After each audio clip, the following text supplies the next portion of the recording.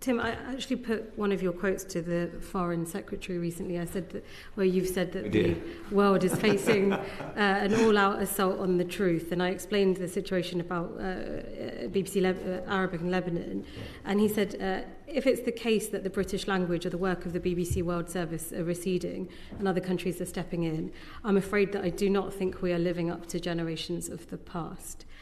With his thoughts in mind there, how have other countries who have international broadcasters, such as France and the US, sought to tackle disinformation and misinformation? And is there anything the BBC World Service could learn? Yeah, there's always things we can learn. In fact, one of my meetings after we've finished in this session is with the outgoing editor-in-chief of Deutsche Welle, which is the German, nearest thing the German state has got to the BBC. It's not quite the same model, but all models are different around the world. They have language services in many territories, and we work cooperatively with them and others. So, for example, there are a couple of parts of the world where they've been banned operationally from working, where we do share some material in the public interest with Deutsche Welle.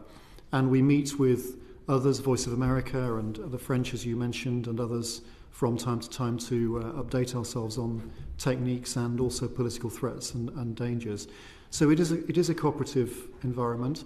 There's something about the footprint of most of these organisations which is quite historic. It's where those countries, in some cases colonial history, for example. So we are much stronger, for example, in South Asia and in West Africa than some other organisations, and the same is true the other way around. So we don't feel that we're in direct competition with those organisations whose journalism we respect and we regard as being values-based.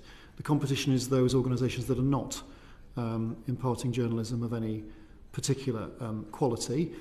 It is, however, important for us to say that we think it's a big selling point for the UK and the BBC that the BBC is the biggest operator in the world right now.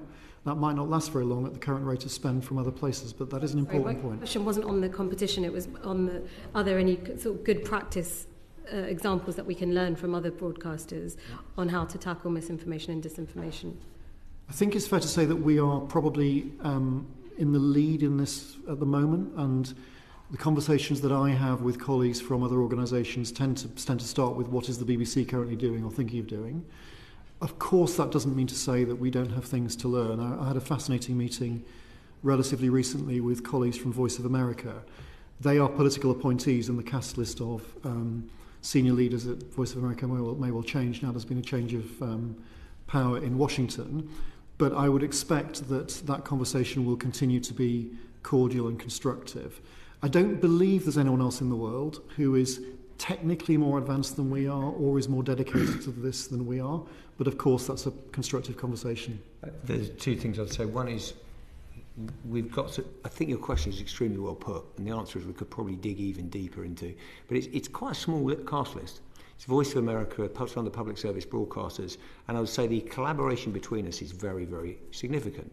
You know, we're talking about how we do fact-checking, provenance using AI, without sounding too, BBC waving the flag here. I think most of them look to the BBC for advice. We are seen as world leaders in this.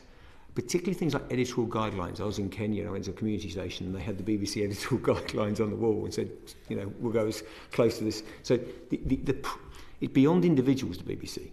It's actually robust process. Editorial guidelines, that holds up, and I think that is copied around the world a lot. What I would say is the state actors, they're more subtle than this. They're not trying to do hard news coverage. They're often just doing so-called softer program with a message. It is a long-term game. And I think the threats are not just who's running the news story. They are who do they feel culturally connected to. And it's slightly deeper than just a head-on confrontation on who's running the news service. This is profound, and it lasts over decades in terms of what's being built against us here.